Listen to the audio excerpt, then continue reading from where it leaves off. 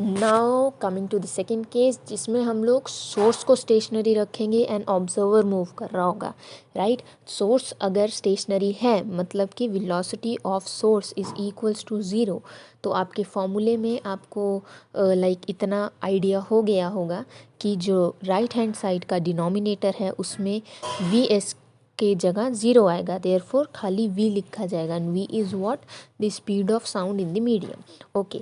और जो चेंज आएगा वो किस में आएगा, v प्लस या फिर माइनस में एंड v o के बीच में, v और वेलोसिटी ऑफ ऑब्जर्वर है उन दोनों के बीच में आपका चेंज आएगा, राइट। सो फर्स्ट केस है कि जो आपका आपका जो ऑब्जर्वर है वो टुवर्ड्स द स्टेशनरी ऑब्जेक्ट आ रहा है, okay. So observer is moving towards the source.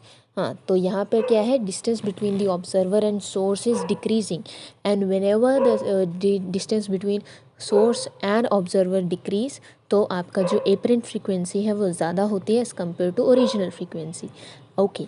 सो अगर आप फॉर्मूले के अकॉर्डिंग देखें और लेफ़्ट हैंड साइड को आपको इंक्रीज़ करना है तो राइट हैंड साइड का न्यूमरेटर भी इंक्रीज़ होना चाहिए, राइट। तो और उसको आप कैसे इंक्रीज़ करते सकते हो, v और v ऑफ द ऑब्जर्वर के बीच में एडिशन करके, राइट। तो आपका जो फॉर्मूला बनेगा वो क्या बनेगा, frequency of apparent frequency will be equals to velocity of sound in the medium plus velocity of observer divided by velocity of sound in medium multiplied by original frequency, simple as that, okay. अगर दूसरा case लिया means इसी के under दूसरा case लिया जाए जिसमें भी आपका सोर्स जो है वो स्टेशनरी है बट इस टाइम जो ऑब्जर्वर है वो दूर जा रहा है, ओके। मीन्स आपका डिस्टेंस जो है वो इंक्रीज़ हो रहा है एंड जब भी इंक्रीज़ होता है डिस्टेंस ऑब्जर्वर और सोर्स के बीच में, तो जो आपका एपरेंट फ्रीक्वेंसी है वो ओरिजिनल फ्रीक्वेंसी से कम होती है,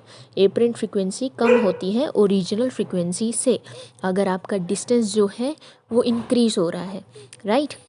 सो नाउ अगर आपको अपना एपरेंट फ्रीक्वेंसी को कम दिखाना है, मतलब कि लेफ़्ट हैंड साइड को कम दिखाना है, तो आप अब अपने राइट हैंड साइड का जो न्यूमरेटर है उसको भी कम करने की कोशिश करेंगे। कम कैसे होगा, अगर आप v और v ऑफ ऑब्जर्वर के बीच में माइनस मीन सब्सट्रैक्ट करते हो तो, राइट। सो आपका फॉर्मूला क्या आ जाएगा finally, apparent frequency will be equals to v, that is the speed of sound in the medium minus the speed of observer divided by speed of sound in the medium multiplied by frequency means original frequency.